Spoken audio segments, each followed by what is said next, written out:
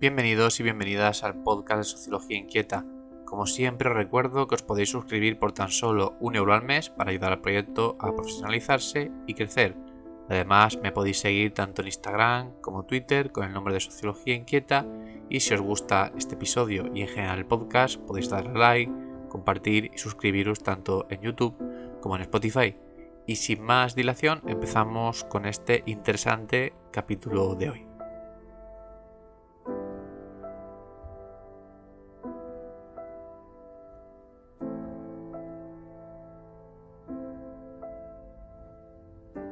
Cuida lo que comes, controla las grasas que ingieres, no tengas una vida sedentaria, haz deporte, muscúlate, grábalo, súbelo a redes, progresa, mejora tu estado físico.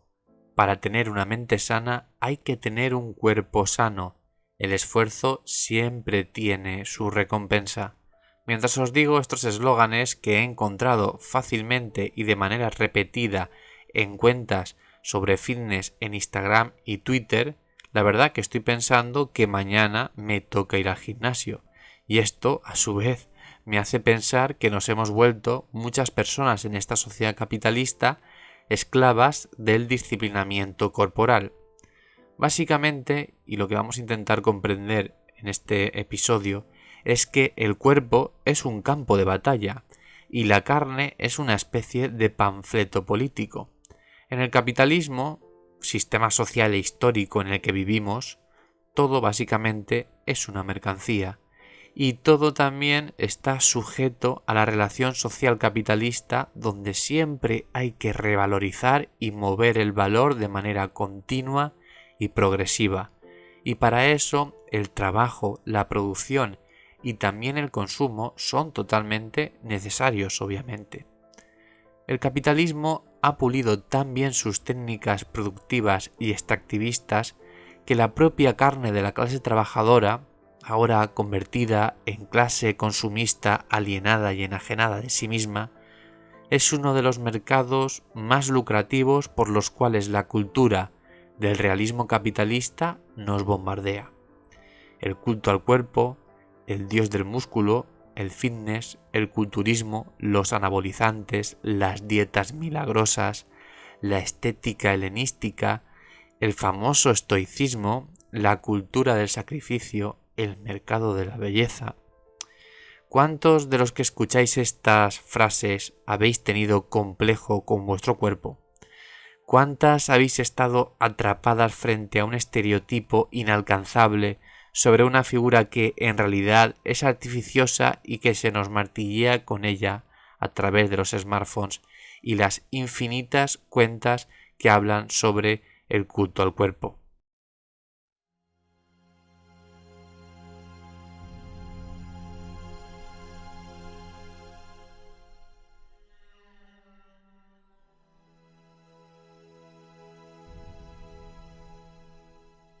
¿Y cómo hemos llegado hasta aquí? Pues básicamente, para eso, para contestar a esa pregunta, debemos retomarnos o debemos ir desde las fábricas del siglo XIX hasta los gimnasios abarrotados del siglo XXI. Porque el cuerpo, en estos dos espacios, en la fábrica y en el gimnasio, es un objeto moldeable por y para el sistema capitalista. En el pasado, el capitalismo necesitaba cuerpos fuertes y obedientes, útiles para la producción en cadena del sistema fordista. Hoy, sobre todo en el norte global, es decir, Occidente, el capitalismo necesita cuerpos visibles, disciplinados, deseables, gestionables y sobre todo insatisfechos. No ha cambiado en realidad el principio de extraer plusvalía, lo que ha cambiado es la estética y quizá la manera de sacar beneficio de nosotros mismos. No olvidemos que la plusvalía se extrae de nuestro salario, que nos deja lo mínimo para poder reproducir nuestra fuerza de trabajo. Sin embargo, ese poco que nos queda ahora es reinvertido en el mercado del autocuidado y la autogestión, del cuerpo obviamente. Dietas, ocio escaparate, ir al gimnasio. Nuestro propio tiempo libre se ha convertido actualmente en una cárcel de autodisciplinamiento capitalista.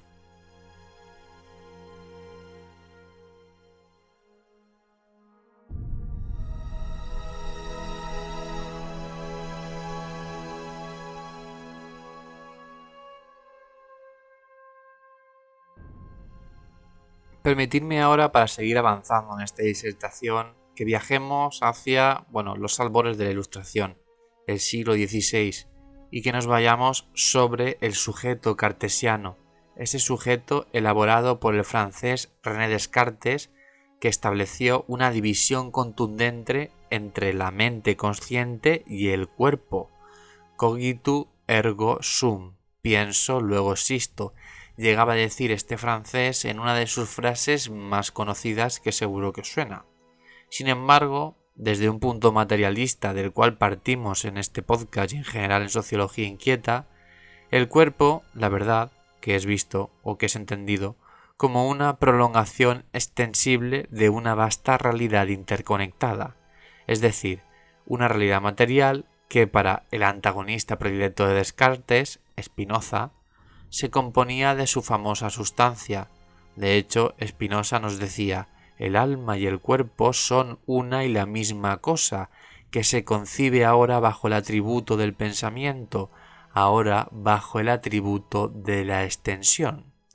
El cuerpo, por tanto, lo que nos quiere decir Spinoza es que no es algo inferior y sometido a la voluntad de la razón y la conciencia, como nos afirma Descartes.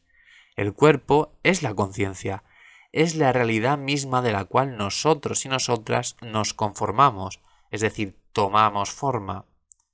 No obstante, sí que es cierto que el sujeto cartesiano sigue siendo instrumentalizado por las narrativas del capital, o por lo menos la concepción del sujeto cartesiano que nosotros y nosotras interiorizamos. Por tanto, si el cuerpo es algo inferior y sometido a la conciencia, como nos dice Descartes y como el capitalismo lee muy bien, pues el cuerpo puede y debe ser disciplinado. Esto abre la puerta rápidamente al discurso de si quieres puedes, con todo esfuerzo, todo se logra. Algo que se usa obviamente para estandarizar al cuerpo, para someterlo a la forma que se exige en el capitalismo y sobre todo para someterlo a las demandas, evidentemente inalcanzables, de la industria de la belleza, la moda y el cuerpo. Este discurso obviamente acaba generando violencia, desde los famosísimos trastornos alimenticios hasta el consumo, también famoso, de anabolizantes y otras sustancias que perjudican la salud. Además, es cierto y por desgracia que ideologías ligadas a estos cultos superficiales acaban por enlazar rápidamente dicha atmósfera con las finanzas, la superación personal, el estoicismo de mercadillo y demás remedios individuales para hacer frente a todo aquello que nos sobrepasa y nos hace sentir mal en el sistema capitalista, que obviamente es mucho. Así que no es raro que en figuras como Yados o los llamados Crypto Bros o los muy conocidos también Gym Bros que vemos en las redes sociales, nosotros podamos ver fácilmente, entendiendo todo lo que os acabo de explicar, ese espíritu violento del capital a todo trapo dentro de su propia maquinaria cultural. Pero bueno, aunque esto suena bastante negativo, no todo está dicho ni mucho menos. Ya por el siglo XVI, como os he comentado, el ya citado Spinoza nos dio la clave para romper estas cadenas. El cuerpo no está separado de la mente, sino que es una expresión de nuestra existencia, así que no se trata de dominarlo, sino de entenderlo, de potenciarlo, de afectarlo y de ser afectado. Mientras, por ejemplo, el capitalismo neoliberal actual nos impone que nuestros cuerpos sean inalcanzables, que siempre tengamos que estar consumiendo y consumiéndonos en una carrera eterna, Spinoza lo que nos recuerda es que el cuerpo es una red de relaciones vivas, un campo de potencia, no de rendimiento. El cuerpo, por tanto, como os he dicho al principio, sí que es un panfleto político, el cual nos muestra nuestra forma de existir, de poder y de querer en el propio actuar.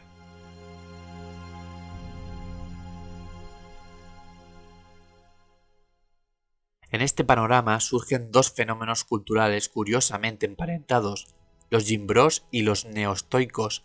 Ambos promueven una filosofía de vida basada en la autodisciplina extrema, la superación personal y el rechazo de lo emocional. En el fondo son dos versiones modernas del hombre hecho a sí mismo. La masculinidad, al igual que muchas otras identidades en el capitalismo, actualmente está en crisis a causa del desmoronamiento de las promesas liberales, así como el aumento de la precariedad a nivel global de la clase trabajadora. Queda fácil con este contexto para el capitalismo extraer valor de su propio síntoma que él genera, y por tanto lo que hace es ofrecer a muchos jóvenes, en redes sociales por ejemplo, y también mujeres por supuesto, un refugio en el músculo, en el cuerpo, en la lógica del rendimiento y en un cuerpo que, bueno, se convierte básicamente en una armadura.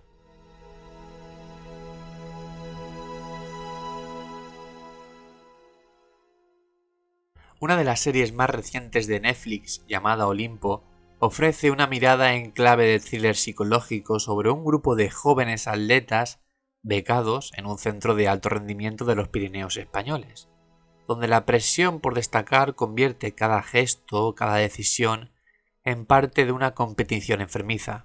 A medida que estos jóvenes avanzan en los episodios, se revelan tensiones internas, pues de estos protagonistas, de estos deportistas, llevados al límite, secretos, traumas, abusos y la línea cada vez más borrosa entre deporte, disciplina y autodestrucción.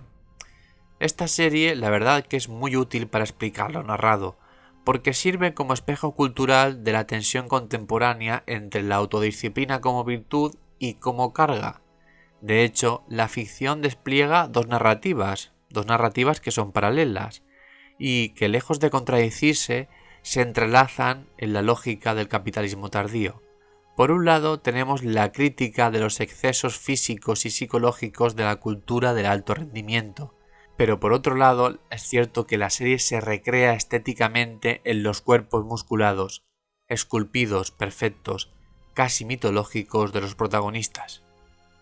El cuerpo en Olimpo es un arma, es un templo, es un mercado y una cárcel al mismo tiempo.